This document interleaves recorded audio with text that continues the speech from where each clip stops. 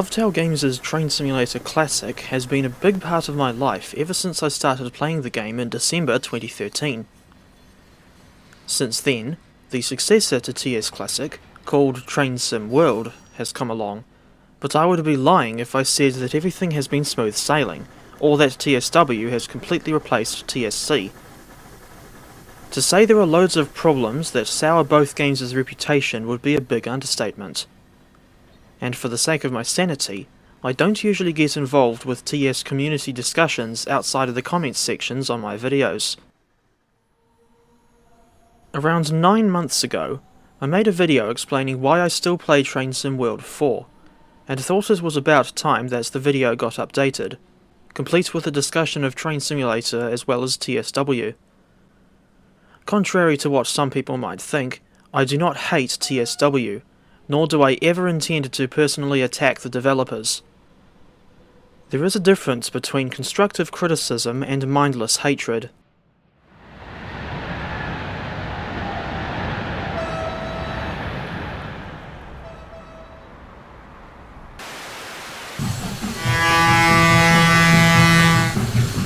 What we know today as Train Simulator was first released as Kuju Rail Simulator in 2007.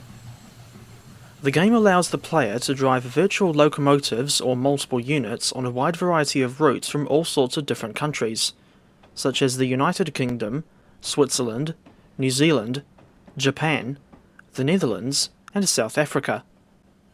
There's even one Turkish route available on Steam too, but I haven't got it yet. And I don't know if I'll ever buy it because I have little to no interest or knowledge of Turkish railways. Of course, there's also plenty of fictional routes too, and that's where your imagination can really go nuts. One of my favourite fictional routes is Marsdenshire by Just Trains.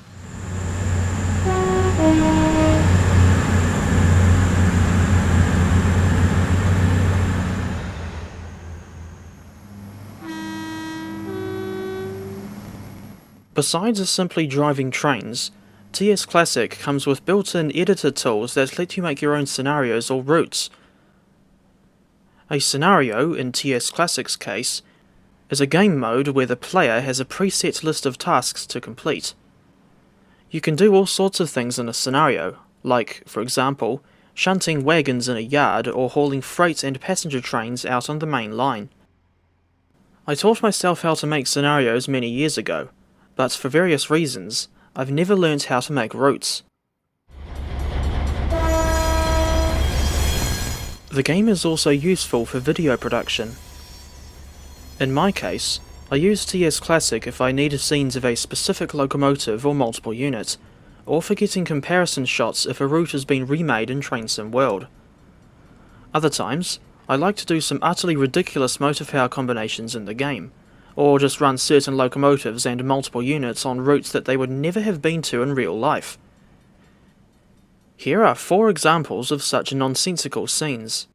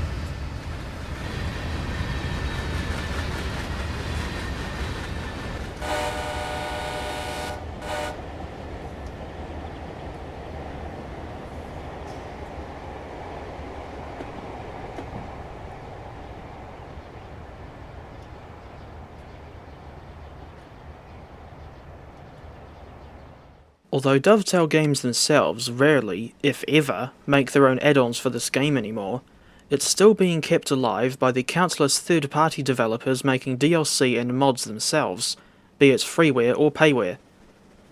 My favourite TSC developers are Caledonia Works and Victory Works on the payware side, then Wayside Works, Golden Age Developments and Backdated Train Sim on the freeware side.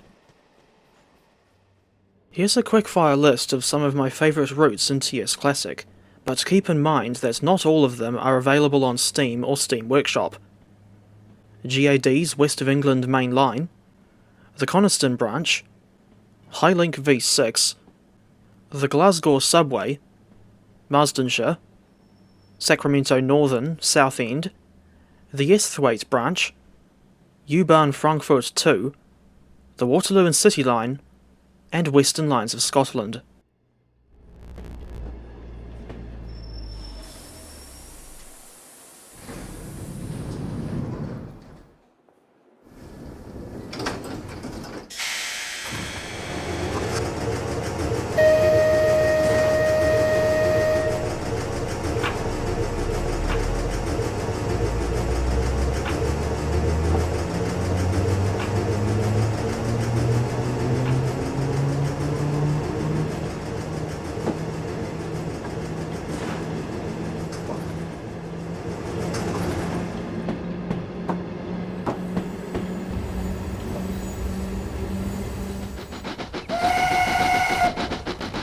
The downsides of TS Classic include, but are not limited to, loading times still being way too slow in a lot of cases, the game being prone to crashing sometimes, and the tedious process of looking around for the right requirements for scenarios, and the same goes for a lot of routes, especially on the freeway side.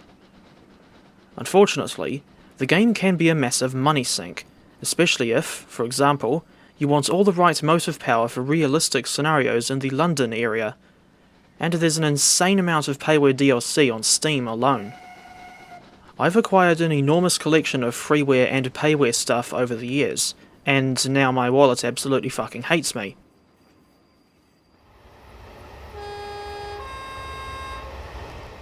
Armstrong Powerhouse, aka Armchair Power Sausage or however you want to do the Yowie reference, was still one of my favourite payware developers until around 3 years ago.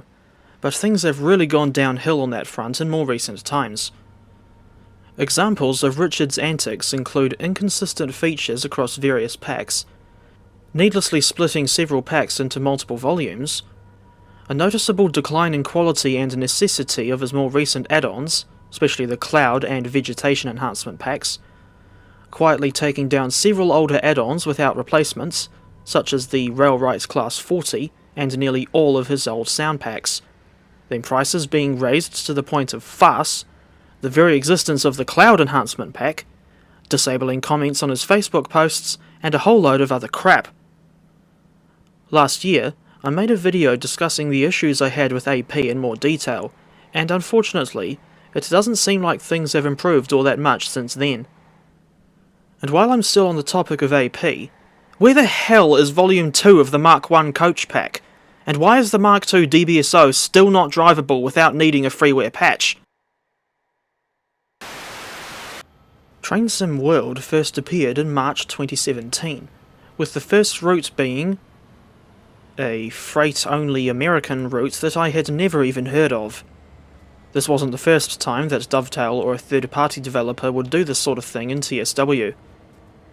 That first route was Sanderpatch grade, Cumberland, Maryland to Rockwood, Pennsylvania, complete with the EMD GP38-2, EMD SD40-2, and General Electric AC4400CW diesel locomotives. Over the last 7 years, we've seen over 50 routes and a total of just over 100 add-ons released for TSW, albeit of fluctuating quality. That's our Dovetail, I guess. As for things I actually like about TSW, these include, but are not limited to, timetable mode, superior graphics compared to TSC, significantly faster loading times, and the ability to get up out of your seat in the game and explore parts of the world around you. Thinking back to timetable mode, This is a feature where you can select a locomotive, or multiple units, on any given route and pick a service to drive out of a full 24-hour schedule. I like this feature because it allows you to quickly hop in the game and drive a train, or a locomotive. They are not the same thing. Although there is a downside in the form of no random faults with your train or locomotive throughout the journey.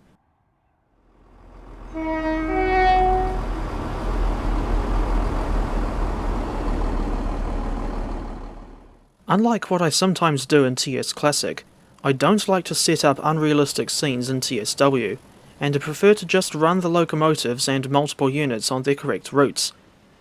That's why I don't like seeing the British diesels made for 1980s era routes layered onto other routes outside that time period, especially the West Somerset Railway and Cathcart Circle. The fourth iteration, imaginatively titled Train Sim World 4, includes a PC-only route editor, which I haven't learned how to use because I'm a dunce when it comes to understanding the game's technical side. There's also a scenario editor, but it only really amounts to a glorified quick drive, and I don't use it. As for the free roam mode, this is a useful tool for getting certain motive power lineups for a video, as such lineups would be difficult or impossible to pull off in timetable mode, but I have no other use for free roam myself. This game has so much potential that it's not funny, and it's borderline tragic to see DTG essentially repeating some of the same practices from TS Classic. The game is being held back by routes often being too short and linear, too many routes only including one type of motive power each, the devs releasing DLC too frequently and rarely, if ever, going back and fixing problems with previous add-ons, inconsistent quality control, unreasonably high DLC prices, and insufferable fanboys trying desperately hard to defend the game, oftentimes failing hilariously to change my mind. Another thing that pisses me off is the route choices often being very bland with unremarkable scenery or operating practices, not to mention limited service variation in several cases. Examples of such bland route choices include Bremen to Oldenburg, London Paddington to Reading, Duisburg to Bochum, Hamburg to Lübeck, München to Augsburg, Kassel to Würzburg, Edinburgh to Glasgow, and Los Angeles to Lancaster, but there are some routes that are so bland that I often forget they even exist. East Coastway, on the other hand, is one of the routes that I actually like, because it offers a nice and relaxing environment in which to run third rail EMUs, especially when compared to the Brighton Main Line. One of my favourite services to run in the game is Brighton to Seaford and back, using the class 313. One of the more unique routes in DTG's back catalogue is the Semmeringbahn in Austria, due to the difficult mountainous terrain through which the line runs west of Glognitz, although that route is let down by the subpar rolling stock offering, and it's yet another standard gauge line. Despite its poor quality, Rivet Games' Arosa line is another good example of DLC based on an unconventional railway, and TSW needs more of this type of route, not to mention the more obscure stuff that Dovetail seemingly refuses to touch. Suggestions include Zurich to Uetliberg in Switzerland, the Ski Tube Rack Railway in Australia, Budapest Metro Line M1 in Hungary, Lines A and C of the Lyon Metro in France, the Paranapiacaba Incline in Brazil, the Yamanote Line in Tokyo, Japan, and lastly, the Belgrave and Alamein, or Craigieburn and Upfield lines in Melbourne, Australia.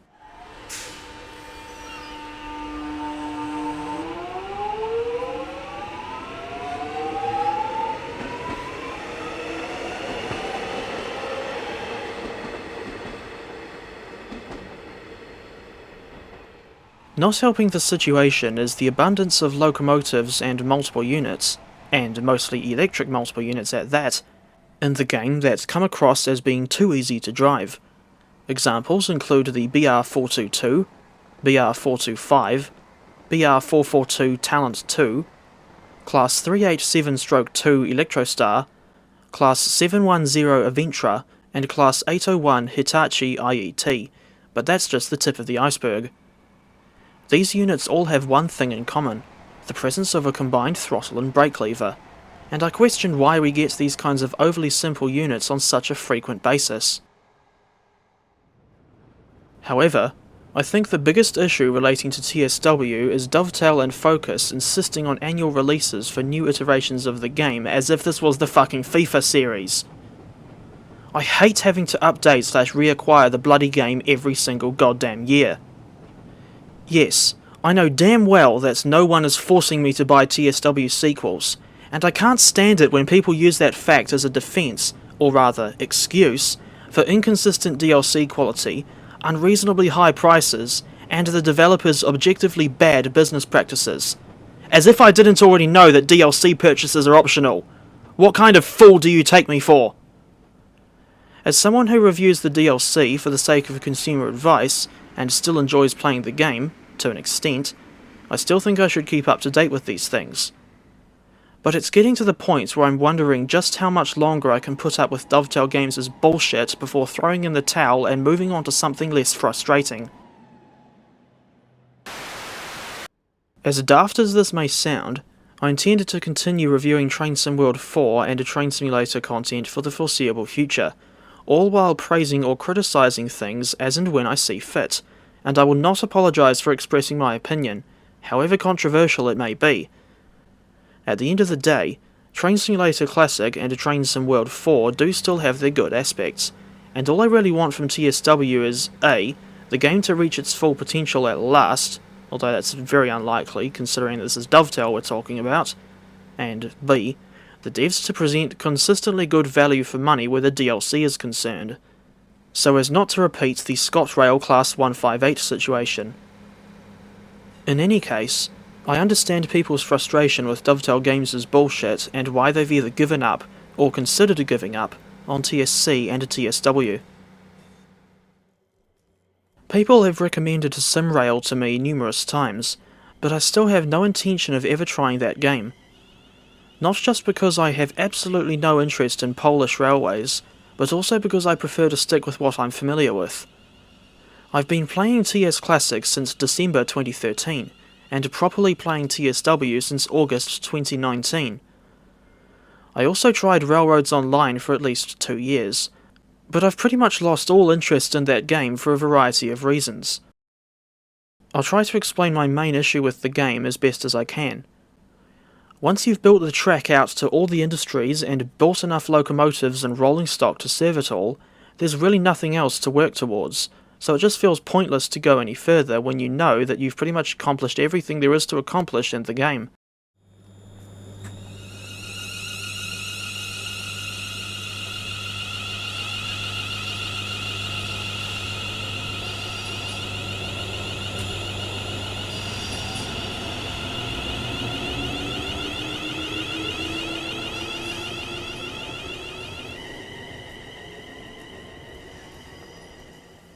Sometimes, I just like to fire up TSC or TSW4 and to go for a jolly jaunt with a random steam, diesel or electric locomotive on a random route.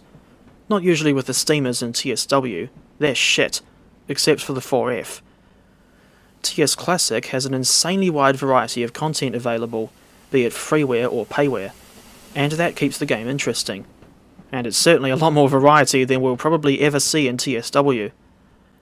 By my standards at least, that nice little bit of escapism is just enough of a reason to keep playing both games for the time being.